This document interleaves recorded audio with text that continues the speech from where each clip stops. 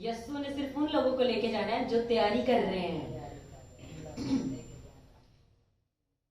ये नीचे गीत मैंने खोला तो ये खुदावन ने खोला भी नहीं, मेरे ज़हन में डाल दी कि ये इस गीत से आज वर्शिप करनी है, हवा चुट जाना है। तो जब मैं यहाँ पर आके खड़ी हुई तो खुदा ने मुझे बताया कि कलाम इस हवाले से, इसलिए ये गीत मैंने गवाया। Hallelujah hallelujah. तो खुदा के साथ, यीशु मसीह के साथ वही लोग उड़कर जाएंगे जो उसके साथ जाने की तैयारी कर रहे हैं, और जो तैयारी नहीं कर रहे वो इधर ही रह जाएंगे। हमने अभी गीत भी क्या गाया, करन तैयारियां यीशु वाले, मारन उडारियां यीशु वाले, मतलब यीशु वालों ने उड़ के जाना है, बाकियों ने इधर ही रह जाना है, दुनिया के धक्के। ठीक है, तो आज हम कुरान के कलाम में से सीखेंगे मत्ती की अंजील में से, मत्ती की अंजील उसका 3 बाब और उसकी 2 आयत।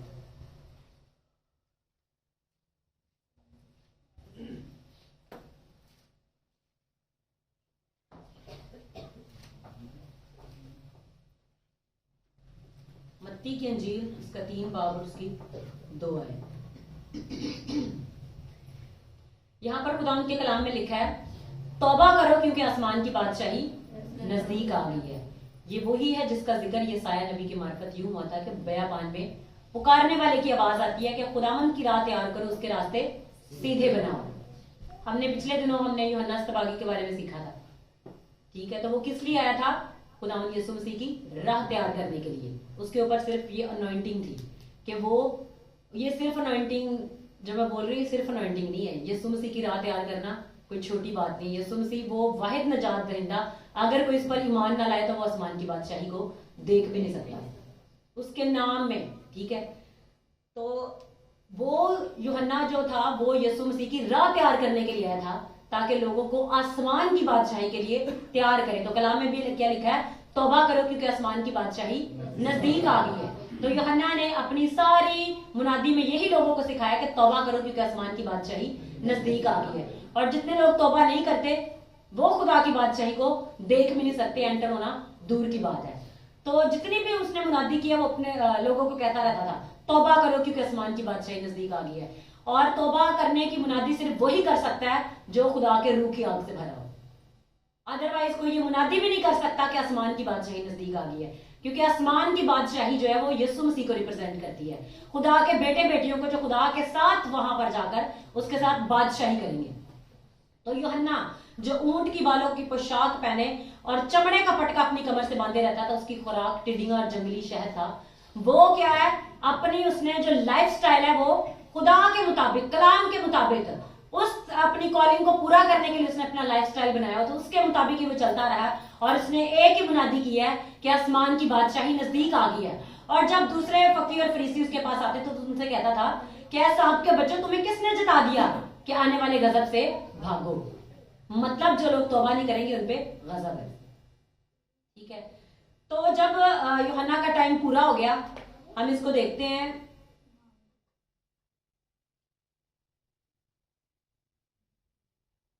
इसका 4 बाब और उसके 7 आयत से हम इसको पढ़ना शुरू करेंगे।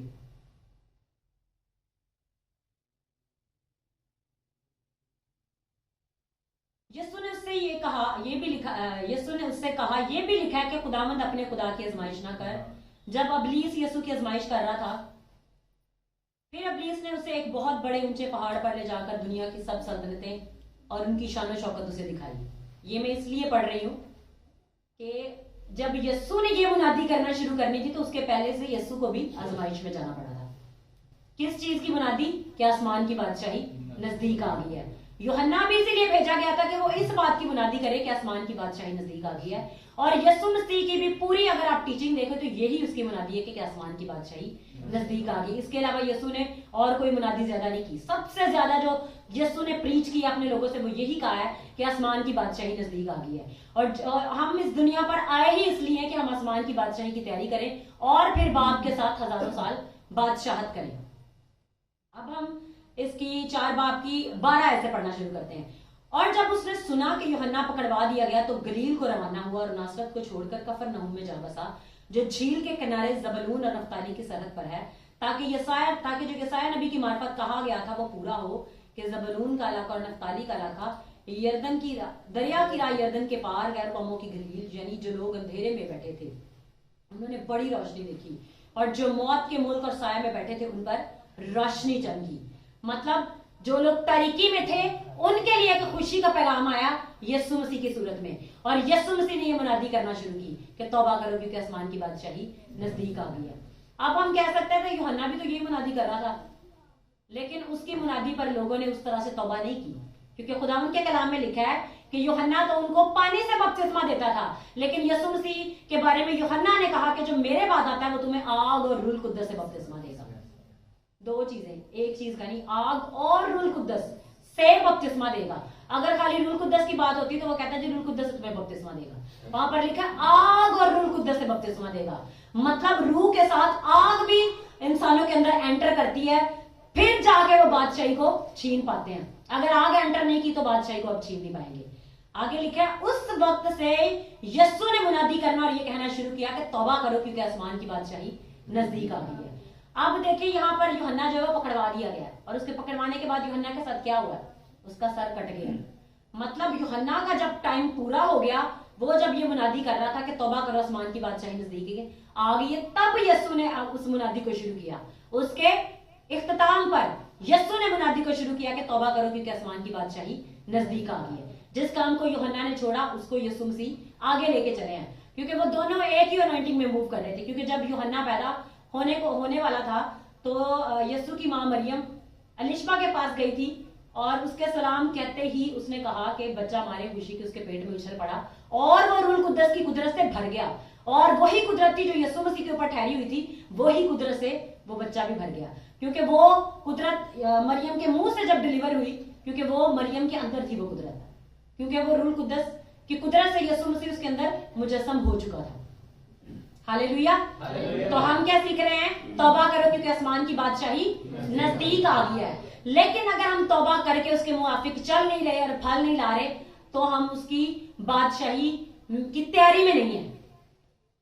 अभी हमने ये भी कह रहा है कि सुस्त कवारियों की तरह हमने नहीं बनना, बल्कि अक्लमंद कवारियों की मानद बनना है, जो यीशु मसीह के लिए अपने आप को तैयार किए हुए हैं, जिन्होंने अपने मशलों में कुपियों में तेल भी लिया, उनकी मशलें जल भी रही हैं। ये नहीं कि दुल्हा ने जब आने में देर लगाई तो उनकी मशलें बुझ गई और वो सुस्त हो गई। मतलब जो कॉन्टिन्यूअसली परसिस्टेंट, मतलब लगातार, ये नहीं कि आज हमने आग में प्रेयर कर ली है, सही हमारी प्रेयर में लाइफ चल रही है, लेकिन थोड़े दिनों के बाद वो बुझ गई है, नहीं चल थोड़े दिनों बाद फिर कर लांगे। अगर आग वो बुझ जाती है तो फिर उस आग को दोबारा जलने में टाइम लगता है। लेकिन वो कुंवारियां क्या कर रही थी, उस जो अक्लमंद थी उनकी कुपियों में तेल भी था और वो मछली उनके जो थी वो जल भी रही थी। तो अगर हमारे अंदर तेल नहीं है और अगर हमारी मछलियां जल नहीं रही, मतलब वो जो रूह कुद्दस और आग का बपतिस्मा हुआ था हमें, वो हमारे अंदर जल नहीं रहा, उसकी आग भड़क नहीं रही और वो मछलियां जलकर दूसरों को जला नहीं रही, तो हम खुदा की बादशाही के वारिस नहीं है। हम खुदा की बादशाही में जा नहीं सकते। वारिस तो हम हो सकते हैं, क्योंकि हम कह रहे कि हम हवा में उड़कर उसका इस्तेमाल नहीं कर सकते। 10 कवारियां क्या कर रही थी, इंतजार, दसों की दसों इंतजार कर रही थी। लेकिन यीशु के साथ क्या हुआ, उड़कर वही गई जिनकी मछलें जल रही थी, जिनकी कुपियों में तेल भी था और वो आग से, रूह कुद्दस से, खुदा के कुव्वत से, जोर से, मसा से भरी हुई थी। ये नहीं कि अगर वो उसने कुछ अरसा खिदमत की फिर लोगों को यही हवाले दे, जब हम खिदमत करते थे ना फिर बड़ी कुदरत होती थी। ये नहीं, जो चीज आपके अंदर है वो खत्म नहीं होनी चाहिए। अगर खुदा ने आपके अंदर आग भड़का दी है तो वो आग सिर्फ अब बढ़े, वो आग खत्म ना हो।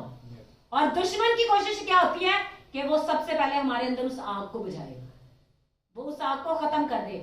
आप बाज दफा देखते हैं कि ख्वाबों में इस तरह से होता है कि आपको खिलाया पिलाया जा रहा होता है। ये एक ड्रीम इंटरप्रिटेशन में आपको बता रही हूँ ख्वाब के बारे में, कि अगर आप ख्वाब में कोई चीज कोई आपको दे रहा है, आपको वो बंदा कह ले कि नहीं ठीक लग रहा है लेकिन वो आपको खिला रहा है, और अगर वो खा लेते हैं तो इससे क्या होता है, आपके अंदर वो रूह कुद्दस की जो कुदरत की जो आग बढ़ रही होती थी वो स्पीड स्लो हो जाती है। तो क्या है, जिनकी मशलों में तेल भी होता है, जिनकी कुपियों में वो तेल भरा होता है साथ, उन्होंने साथ क्या किया जी, स्पेयर करके भी रखा है जी, मेरे पास भी है, कुपियों में, उन मशलों में भी चल रहा है, कुपियों में भी रखा हुआ है। मतलब उनकी इतनी दुआ रोजा, इतना वो खुदा के कलाम से कुदरत से भरे हुए हैं कि उनके पास कंटेनर्स मौजूद है साथ, वो साथ जाएंगे और अपने साथ उसको लेकर भी जाएंगे। अब जो लोग दुआ में रोजा में बढ़ रहे होते हैं उनकी लाइफ में क्या होता है, उनकी स्पिरिट शार्प हो जाती है। ख्वाब में भी दुश्मन उनको कुछ खिला नहीं सकता, क्योंकि उनकी स्पिरिट ख्वाब में भी एक्टिव होती है। उनकी स्पिरिट ख्वाब में भी उस चीज को देख रही होती है कि ये दुश्मन मेरे साथ कुछ कर रहा है। लेकिन जो लोग खुदा के रूह के जोर में कभी भर जाते हैं, कभी ऊपर आ जाते हैं, कभी नीचे आ जाते हैं, ऐसे ऐसे जिनकी लाइफ चल रही है, फिर वो खतरे में, फिर उनके बुझने का ज्यादा चांस है। और फिर दुश्मन उनको बुझा के ही दम लेता है, क्योंकि उसको पता है, क्योंकि वो दुश्मन को उनका नेचर पता चल चुका है कि इनका नेचर क्या है। ये जी लहरों की मानिंद उछलने वाले हैं, कभी ऊपर आ जाते हैं, कभी ये नीचे आते हैं। लेकिन जो लोग खुदा की रूह की कुदरत से भर रहे होते हैं वही खुदा की आग से जलते रहेंगे, वही खुदा के रूह के मसा से भरते रहेंगे। लास्ट मंथ जब मैंने 3 डेज की फास्टिंग की तो मैंने यासर को और एलिया को कहा कि तुम लोगों ने नेक्स्ट मंथ जब हमने फास्टिंग करनी है तो तुम लोगों ने मेरे साथ करनी है। उस दिन से मैंने, जब अभी वो रूम में से मैं नीचे भी नहीं आई थी, तो मैंने इनको कह दिया कि तुम लोगों ने मेरे साथ करनी है नेक्स्ट मंथ फास्टिंग। अभी अपोस्टल अंकुर ने भी अनाउंस किया था, किसी ने भी अनाउंस किया था, खुदा के रूह ने तभी मुझे लास्ट मंथ जो गाइडेंस दे दी इसके लिए। तो इस मंथ हम पिछले रात को हमने अपनी फास्टिंग जो है वो ओपन की। तो हम तीनों 3 डेज, मैंने 4 डेज की फास्टिंग की, इन्होंने 3 डेज की फास्टिंग की। तो उसके बाद जो दुश्मन के प्लान जो हम पर एक्सपोज भी नहीं हो रहे थे वो सारे एक्सपोज हो गए। जहां जहां से दुश्मन वार कर रहा था, जहां जहां से वो अपने प्लान तैयार कर रहा था, वो खुदा ने सारे खोल दिए। वो चीजें जो उसके वहमो गुमान में भी नहीं थी, मैं बड़े खुफिया तौर पे कर रहा हूं। लेकिन जब आपके ऊपर खुदा की कुदरत बढ़ती है, खुदा की आग बढ़ती है, जब आप खुदा के रूह की आग में और गहरे तौर से जाना शुरू करते हैं, तो खुदा की कुदरत आपकी लाइफ के ऊपर बढ़ती है और खुदा की रूह की आग आपको उठाती है और चलाती है। और कल हमारे घर के अंदर ऐसा सीन था कि हमने लास्ट संडे अनाउंस किया था कि ये मंथ जो क्या है सीड प्लांटिंग है। जो जो इस मंथ में अपने अपने सीड बोएंगे वो अपनी ब्लेसिंग को लेंगे। तो जैसे हम सब नीचे ऊपर वाले रूम्स में हमने फास्टिंग की, तो ये रहता थे, मैं रहता थे रूम में। हम जब नीचे आए तो सब ने अपने अपने बीज बोना शुरू किए और हमने इस कदर खुदावन की कुदरत दी कि प्रेयर हो रही थी और खुदावन की प्रेयर के हम कर रहे थे, एक दूसरे के लिए कर रहे थे जो जो बीज बो रहा था। और खुदावन की कुदरत से, सिर्फ प्रेयर को करने से, बीज बोने से मेरा बदन कांप रहा था खुदावन की कुदरत से। हालांकि ना हम कोई मीटिंग में बैठे थे, ना हम कोई कुछ कर रहे थे, जस्ट बीज बो रहे हैं। हर एक बंदा रेवलेशन देख रहा है, बच्चे जो बीज बोल रहे हैं हम देख रहे हैं कि खुदावंद ने उनको फरिश्तों की तरह आग से भर दिया है, उनके पर निकल आया, खुदावंद की कुदरत उन्हें आग से भर रही है। और जिस जिस कुदरत में वो बढ़ते जा रहे हैं खुदावंद उनको चला रहा है, उनको जोर बख्श रहा है। जितना आप खुदा के रूह में जोर मारकर आप आगे बढ़ते हैं, आपके वसीले से खुदावंद काम भी उतने करता है। फिर दुश्मन की कुवत और कुदरत आपके आगे मांद पड़ जाती है, वो आपके आगे फीकी पड़ जाती है, क्योंकि खुदावंद आपके बेहाव पर खड़ा हो जाता है कि मेरा बेटा और मेरी बेटी मेरे लिए अपने आप को मार कर, अपने आप को सेपरेट करके मेरी हजूरी में झुका, तो खुदावंद की कुदरत भी आपके लिए रिलीज हो जाती है। ठीक है, तो हम क्या सीख रहे हैं? तौबा करो क्योंकि आसमान की बादशाही नजदीक आ गई है। तो हम ये तैयारी क्यों कर रहे हैं? क्योंकि आसमान की बादशाही नजदीक आ गई। जैसे कि हमारे चर्च का नाम है किंगडम ऑफ हेवन, और हमने यहाँ पर लोगों को तैयार इसलिए करना है कि सब आसमान की बादशाही में एक साथ खुदा के यीशु मसीह के साथ उड़कर जाए। तो अगर हमारी तैयारी ऐसी नहीं होगी तो हम कभी भी खुदा यीशु मसीह के साथ जा नहीं पाएंगे। तो हम देखते हैं मत्ती उसका 10 बाब और उसकी 7 आयत में,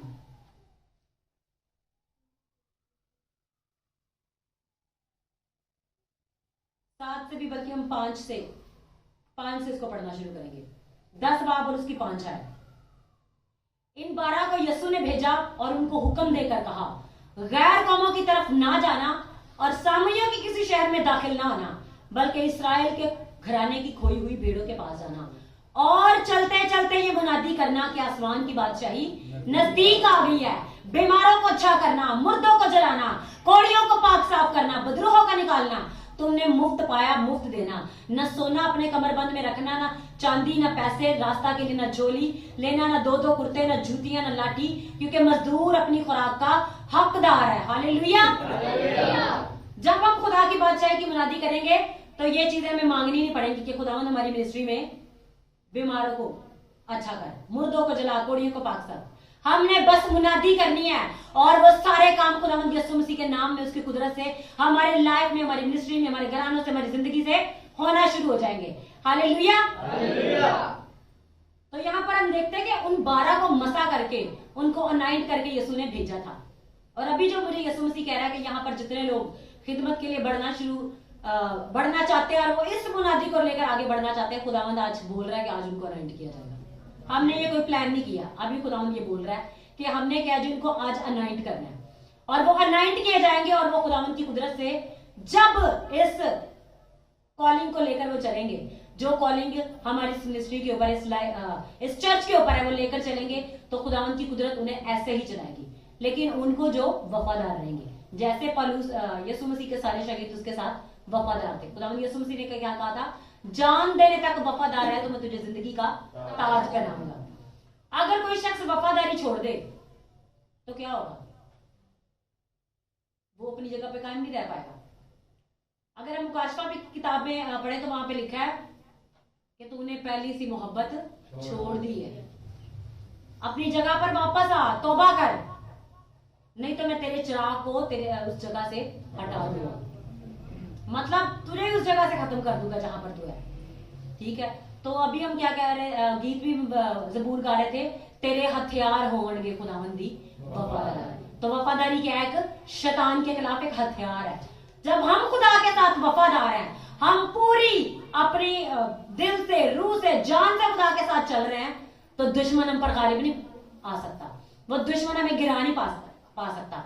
वो थोड़ी देर के लिए समझेगा कि मैंने गिरा लिया है, पर अगले ही बार में वो खुद उल्टा गिरा होगा। हालेलुया। क्योंकि खुदावंद यीशु मसीह हमारी बैक सपोर्ट है, कोई भी हमारी बैक सपोर्ट नहीं है। डायरेक्ट जिंदा खुदा हमें पीछे से, उसका हेवन हमें सपोर्ट करने के लिए खड़ा है, उसके फरिश्ते हमें सपोर्ट करने के लिए खड़े हैं, उसकी कुदरत हमें सपोर्ट करने के लिए खड़ी है, क्योंकि हम उसके नाम के लिए और उसके नाम को जलाल देने के लिए खड़े हैं। और जब हम उसका काम करेंगे तो खुदा के कलाम में लिखे कि हम उसके साथ काम करने वाले हैं, और जो कोई उसके साथ काम करेगा और कोई उसके साथ वालों को गिरा नहीं पाएगा, क्योंकि वो उसके साथ के हैं। और खुदावंद के कलाम में लिखा है कि वो अच्छा जो पान है, वो अच्छा चरवाहा है जो अपनी भेड़ों की रखवाली करता है। एक भेड़ भी अगर उसके पास से चली जाए तो वो पीछे जाके उनको छुड़ा लाता है। ये नहीं कि चल ये भेड़ चली गई है, अब नहीं तेरी मुझे कोई फिक्र, तू चली गई है, जा अब जहां घूमना है घूम ले। नहीं, वो जाएगा और अपनी भेड़ को छुड़ा कर वापस लाएगा, क्योंकि वो अच्छा चरवाहा है। आज खुदा हम में से हर एक से यही डिमांड कर रहा है। क्यों हमें कहा जाता है कि यीशु की मानित बनो। अगर हम यीशु को देखें तो यीशु क्या था, अच्छा चरवाहा था। अगर हम देखें दाऊद की लाइफ से तो दाऊद क्या था, एक चरवाहा था। और जब कोई भेड़िया, शेर, रीछ उसकी भेड़ को उठाकर ले जाता था तो वो क्या करता था, जाता था और उसके जबड़ों से उसको फाड़ कर अपनी भेड़ को छुड़ा कर लाता था।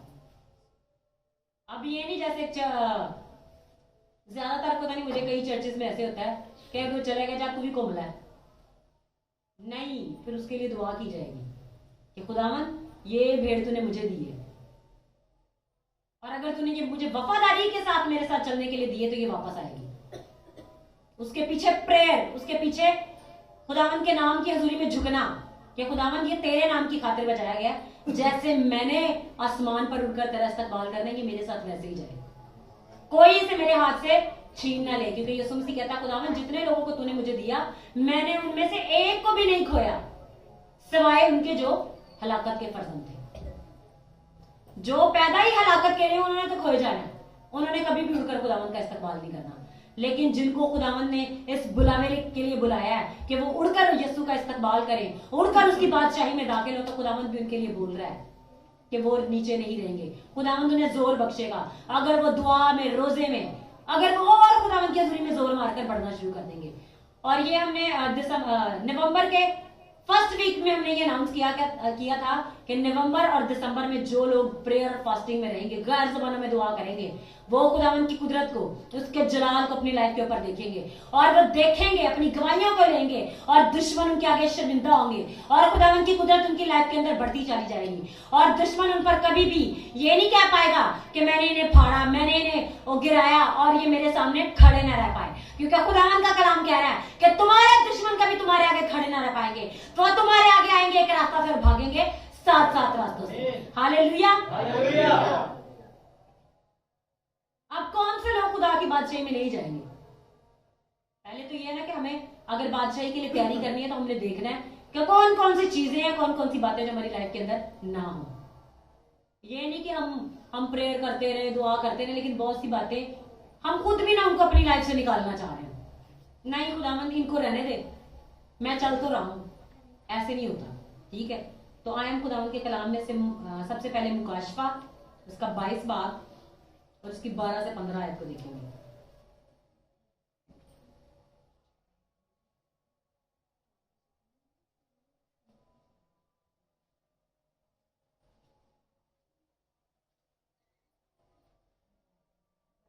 लास्ट पेज है, लास्ट पेज इसका बुक का। ठीक है, इसमें लिखा है, देख मैं जल्द आने वाला हूं और हर एक के काम के मुआफिक देने के लिए जो मेरे पास है। मैं अल्फा और ओमेगा, अव्वल और आखिर, इब्तिदा और इंतहा हूं। मुबारक है वो जो अपने जामिद होते हैं, क्योंकि जिंदगी के दरख्त के पास आने का इख्तियार पाएंगे और उन दरवाजों से शहर में दाखिल होंगे। ठीक है, ये जो ऊपर वाले कितनी आयत हमने 3 आयत पढ़ी है, ये उनके लिए कि खुदावंद जब आ रहा है वो अल्फा और ओमेगा, तो जो अपने जामों को धोएंगे, मतलब अपने आप को बदियों से, बुराइयों से, नापाकियों से पाक करेंगे, तो वो क्या होगा, वो जिंदगी के दरख्त के पास आने का इख्तियार पाएंगे और उन दरवाजों से शहर में दाखिल होंगे। और वो दरवाजे कौन है, कौन से हैं? न्यू यरूशलेम के दरवाजे, वो 12 दरवाजे जो खुदावंद ने ठहराए हुए हैं, जहां पर बर्रा और उसका तख्त है, जहां पर दुल्हन यानी कलीसिया मौजूद है, और वो उन दरवाजों से दाखिल होंगे और वो दरवाजे उनके आगे खुलेंगे और उन दरवाजों से दाखिल होंगे। ठीक है, अब हम देखते हैं कि कौन से लोग दाखिल नहीं होंगे, मगर कुत्ते और जादूगर और हरामकार और खूनी और बुतप्रस्त और झूठी बात का हर एक पसंद करने और घड़ने वाला बाहर रहेगा। कौन से लोग? कुत्ते, जादूगर। जादूगरों को कुत्ते कहा गया। अगर आप कभी ख्वाब में देखते हैं कि कोई कुत्ता मेरे पीछे लगा, तो मतलब जादूगर आपके पीछे लगा हुआ। ठीक है, मगर कुत्ते और जादूगर और हरामकार, ठीक है, ये आपको सबको ही पता है इन चीजों का। ठीक है, और खूनी मतलब कत्ल करने वाले, हरामकार, बुतप्रस्त, जादूगर उनको भी कहा जाता है जो खुदा को छोड़कर गैर मबूदों को मानना शुरू कर देते हैं, मतलब तवीज धागे करना शुरू कर देते हैं और मबूदों यानी अपना मजहब ही छोड़ दिया। हमारा मजहब तो नहीं है, हमारा क्या है? हमारा यीशु मसीह, हमारा फेथ है। क्रिश्चियनिटी क्या? एक फेथ है, रिलीजन नहीं है। ठीक है, अपने इस फेथ को ही छोड़कर, यीशु मसीह के जिंदा उठने की उम्मीद को, उसके मुर्दों में से जलाने वाली कुदरत को छोड़कर किसी और मबूद के आगे झुकेंगे, तो वो क्या है जी? हरामकार, खूनी, बुतप्रस्त। बुतप्रस्त होने को बुतों की प्रस्तिश करते हैं। लालच को भी कहा गया, लालच बुत परस्ती के बराबर है। ठीक है, और झूठी बात का हर एक पसंद करने और घड़ने वाला बाहर रहेंगे। जो लोग छोटी छोटी बात पर झूठ बोलते हैं, और नहीं वो जुबान पे चढ़े आमदा निकल जाता है, अक्सर लोग, और नहीं जुबान क्या चीज है, जो जुबान, यीशु तो जुबान पे चढ़ता नहीं है, ये चीजें आपकी जुबान पे चढ़ी हुई हैं जो निकलती नहीं है। तो वो चीज जो आपकी जुबान पे चढ़ी हुई है, उसने आपको हलाकत में ले जाना है। अगर यीशु आपकी जुबान के ऊपर चढ़ गया है, तो उसने आपको बादशाहत में ले जाना है। हालेलुया। तो झूठी बातें, गालियां, तफरके, जुदाइयां, ये चीजें क्या है? हमें खुदा की बादशाह से अलग कर देंगी। हम इसको जरा और डिटेल से देखते हैं। इफ्सियों की किताब,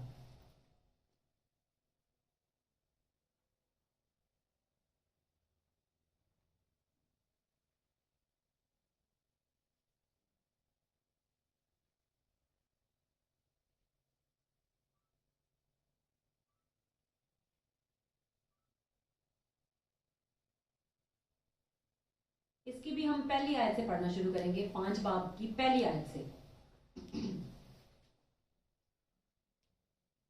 बस अजीज फर्जंदों की तरह खुदा की मानित बनो और मोहब्बत से चलो, जैसे मसीह ने तुमसे मोहब्बत की और हमारे वास्ते अपने आप को खुशबू की मानित खुदा की नजर करके कुर्बान किया।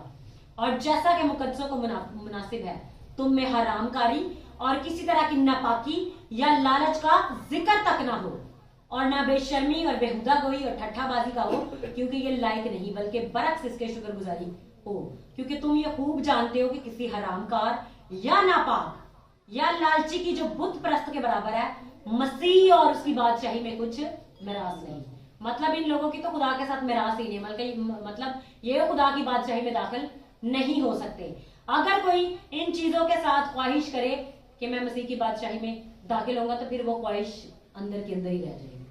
वो ख्वाहिश कभी भी फलेगी नहीं। लेकिन अगर हम इन चीजों को रद्द करके, हरामकारी को, जादूगरी को, जो लोग दुनिया में कर रहे हैं, हमने उनको रोकना जरूर है, लेकिन अगर वो नहीं रुकेंगे तो हम कभी भी उनके पीछे नहीं जाएंगे, उनके से काम नहीं करेंगे। आजकल लोगों की कोशिश होती है, हमने जी फलाना बाबा बुला लिया, नहीं काम हो रहा ना, नहीं चर्च में आपके ये शफा मिल रही, साढ़े वाला बाबा ले लो तो यह ताड़ा भी काम कर देगा।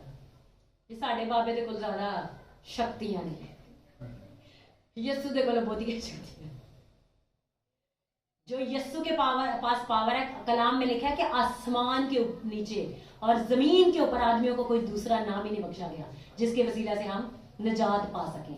ठीक है, तो वो उनके बाबों के पास वो समझते हैं कि यस्सु से आसमान और ऊपर नीचे का वो समझते हैं कि शायद बाबियों को कोई इल्म है, उसके पास जमीन का इल्म नहीं है पूरा, तो वो समझते हैं कि उसके पास यस्सु का इल्म है या यस्सु से ज्यादा इल्म है। ठीक है, तो जो लोग आपको गुमराह करना चाहते हैं, हमने उनके पीछे नहीं चलना। असल में कलाम ये है कि कोई आपको गुमराह करना चाहे तो हमने उसके पीछे नहीं जाना। कलाम क्या कहता है, जान देने तक भी वफादार रहे तो जिंदगी का दावा। तो अगर हमने मुसीबतें, अगर हम मसीह में आ गए तो खुदा के कलाम में लिखा है कि मुसीबतें आएंगी, ये लिखा ही नहीं है कि मुसीबतें नहीं आएंगी। और वो मुसीबतें किस लिए आती हैं, हमें मजबूत करने के लिए। आप देखिए, जब खुदा के लोग हैं, जब शैतान ज्यादा जोर लगाना शुरू कर देते, वो और ज्यादा जोर लगाना शुरू कर देते हैं, चल अंज नहीं थी अंजी से। ठीक है, पहले वो थोड़ी दुआ कर रहे होंगे, वो जब ज्यादा जोर है, चल फिर होन ते 10 दिन कट्ठे रोजा रखना है, होन पूरा महीना होन तेन डेली चित्र फेर रहे हैं। जब डेली बेसिस पर उसकी छतरौल होगी तो उसकी जरूरत नहीं होगी कि वो आपके सामने खड़ा रहे। अपोस्तल अंकुर वाला कहते हैं कि वो एक ही जबान समझता है, जुतियां की जबान, उसको कोई और जबान आती ही नहीं है, उसके समझ में नहीं आती। ये हमारा पिछले दिनों हमारे साथ हुआ है, उसको पूछो कहां से आई है, पता ही नहीं मैं कितों आई, पता सारा कुछ ही है।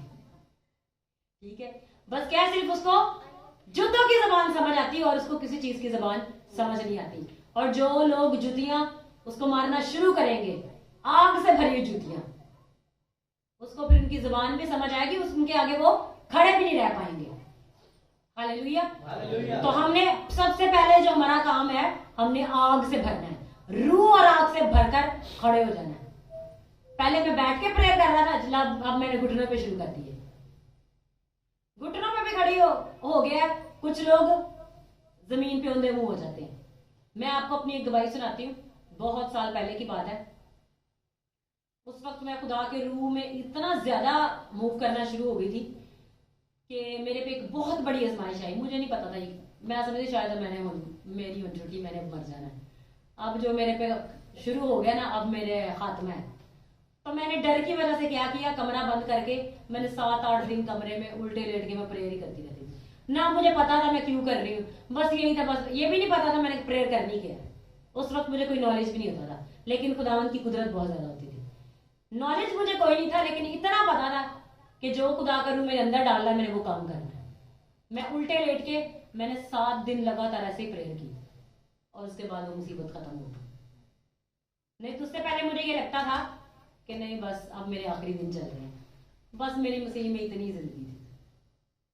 पर हमारी जो लाइफ है वो खुदा ने पहले से डिसाइड की है। पिछले दिनों मैं खादिम का कलाम सुन रही थी, तो वो कहते हैं कि अबलीस सामने आ जाता है, वो कहता है मैं तेन मार देंगा, तो मार के तो हाँ इतनी जरूरत होती थी पहले क्यों नहीं मारिया, एडी जरूरत होती थी पहले ही मार लेना, तो दिक्कत पहुंच ही ना देना। तो मैंने वजन तो रोक सकता, अगर वो हमें बढ़ने से नहीं रोक सकता तो वो हमें खड़े रहने से कैसे रोक सकता है। मसीह में वो हमें खड़े रहने से भी नहीं रोक सकता, मसीह में हमें बढ़ने से, उसके नाम को जलाल देने से भी वो हमें कभी नहीं रोक पाएगा। क्योंकि खुदा उनके कलाम में लिखा है कि उसकी सजा जमीन पर क्या है, डेली ईमानदारा के पांव के कदमों तले कुचले जाना, ये उसकी सजा ठहराई गई है। हालांकि खुदावंद उसे, जब उसने गुनाह किया था तब भी तो सजा दे सकता था, लेकिन खुदावंद ने कहा कि मेरे जो ईमानदार हैं वो डेली तुझे अपने कदमों तले कुचला करेंगे।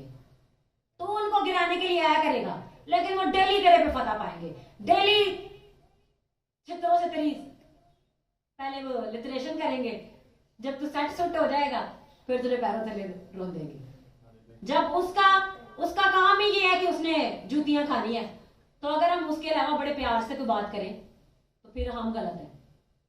अब एक किसी फैमिली में एक बदरू आ गए, वो कहते हैं उससे पूछो तो सही वो चाहती क्या है, वो हम कर लेंगे ओदी गल सुननी खुदा दी सुननी कि ओदी सुननी है, नहीं वो मांगदी की है, वो छितर मांगदी है, ठीक है। और जो उसको जुतियां नहीं फेरते फिर वो खुद उससे जुतियां खाते हैं।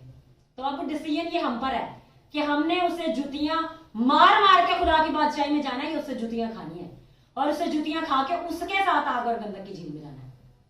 तो हमें क्या है, अपनी उस अथॉरिटी को, अपने उस पोजीशन को, अपने उस इख्तियार को लेकर यीशु मसीह के नाम में खड़ा आना है। और खुदावंद के कलाम में लिखा है कि जोर मारकर बादशाही को छीन लेता है। तो हमने जोर मारकर शैतान से बादशाही को छीन लेना है। उसकी कोशिश है वो किसी को बादशाही में दाखिल ना होने दे, लेकिन हमने जोर मारकर बादशाही को छीनना है, उस पर गालिब आना है, उस पर फतह पानी है और उसे लगेदना है ताकि वो कभी भी हमारे खिलाफ खड़ा ना रह पाए। हालेलुया। हम खुदावंद के कलाम में से एक लास्ट हवाला और देखेंगे, पहला करंथियों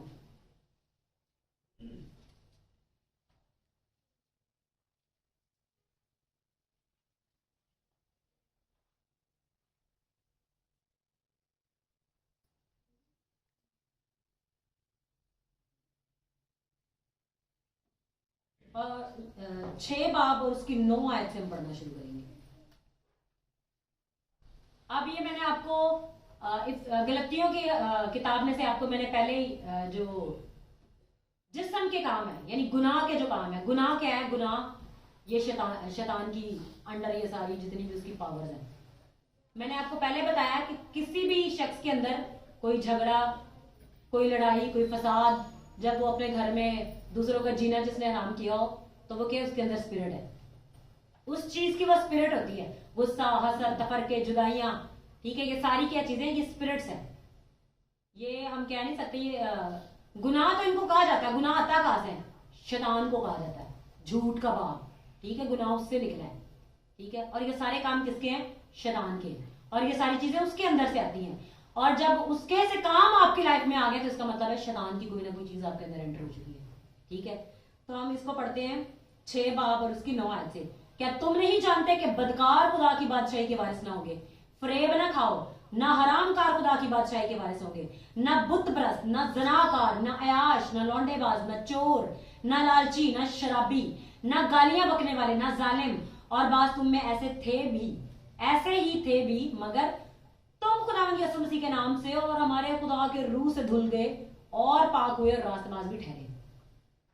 मतलब अब कोई कहे गालियां निकालना नहीं, जैसे हम जानते हैं अक्सर लोग कहते हैं हुण तुसी कहोगे जी मेरे मुंह चो गाल के निकल दी, गालियां दे दे के फिर वो गालियां निकलती है मुंह के अंदर से। अगर गालियां निकलेंगी तो फिर इसका मतलब है जो बदरू है वो आपसे गालियां निकलवा रही है, ठीक है। और क्या जी, ना अयाश मतलब जैसे शराबी, शराब के बारे में क्या लिखा है, शराब में मतवाले ना बनो क्योंकि उससे बदचलनी वाकई आती है। बदचलनी क्या है, ये अयाशी है, ठीक है। और जैसे बुत परस्ती, जनाकारी, मतलब जैसे लोग अपनी बीवियों को छोड़ के उन्होंने और बीवियां रखी होती हैं, कलाम में एक ही शादी है, उन्होंने और शुरू की होती है, उन्होंने और काम शुरू किए होते हैं। मतलब जितने भी ये सारे काम हैं वो करने वाले खुदा की बादशाही में दाखिल नहीं होंगे। लेकिन अगर कोई ऐसे काम करता था पर उसने तौबा कर लिया और यीशु मसीह को कबूल कर लिया तो खुदा के कलाम में लिखा है और बात तुम में ऐसे ही थे भी मगर तुम खुदा यीशु मसीह के नाम से और हमारे खुदा के रूह से धुल गए और पाक हुए, रास्तबाज भी ठहरे। मतलब रास्तबाज खुदा की बादशाही के वारिस होंगे। और जो यीशु के लहू से धुल जाते हैं वो रास्तबाज हो जाते हैं, ठीक है। तो जो लोग रास्तबाज नहीं है वो खुदा की बादशाही में दाखिल नहीं हो सकते। जो लोग गालियां देते हैं, चोरी करते हैं, झूठ बोलते हैं, चोरी करने की बदरू है, ये सारी बदरुएं हैं। मतलब जो लोग इन चीजों बदरुओं से बदरू गिरफ्ता है वो खुदा की बादशाही में एंटर नहीं हो सकते, ठीक है। लेकिन जिन्होंने इन कामों को छोड़कर बदन के कामों को अपनी लाइफ के अंदर नेस्त नाबूद करके मसीह को पहन लिया है और जिस्म की ख्वाहिशों के खिलाफ वो काम करते हैं, खुदा के कलाम में लिखा है कि अगर तुम रूह के मुताबिक चलो तो जिस्म की ख्वाहिशों को पूरा ना करोगे। अगर रूह के काम हमारे अंदर होंगे तो जिस्म हम पर गालिब भी नहीं आ सकता, लेकिन अगर हम रूह के साथ नहीं चल रहे तो फिर जिस्म नहीं गालिब आना है। फिर जिस्म के काम खा ले पाएंगे, और फिर वो काम हमें खुदा की बादशाही से पैदा कर देंगे। फिर हम रास्तबाज नहीं होंगे, फिर जो कलाम के वादे हमारी लाइफ के अंदर पूरे नहीं होंगे, फिर हम खुदा की बादशाही में दाखिल नहीं हो पाएंगे, फिर हम मसीह को रूबरू देख नहीं पाएंगे, फिर हम उसके साथ बादशाहत नहीं कर पाएंगे, और फिर हम इस दुनिया में रहेंगे यहाँ पर कुड़ना और दांतों का पीसना और आग और गंधक की चीज में जाना है। तो हमें क्या चुनना है? खुदा के कलाम में लिखा है कि फैसला कर लो कि आज तुम किसको चुनोगे। जैसे यीशुआ कहता था कि मैं और मेरा घराना तो हम खुदा ही प्रस्तिश करेंगे। आज तुम खुद चुन लो कि तुम क्या करोगे। तो आज हमें भी इन चीजों में से चुन लेना है। ये बुरी बात नहीं है कि हमारे अंदर ये काम है, अगर है तो ये उनको ना निकालना बुरी बात है। वो काम होते हैं पहले हर इंसान की लाइफ में, लेकिन अगर हम उनको निकालते नहीं है तो इसका मतलब है हम जिस्म की ख्वाहिश के मुताबिक चल रहे हैं। हमने जिस्म के मुताबिक नहीं चलना, हमने रूह के मुताबिक चलना है, तभी हम रूह की आग से भरे होंगे। आसमान की बादशाही में उड़कर हम यीशु मसीह का इस्तकबाल करेंगे।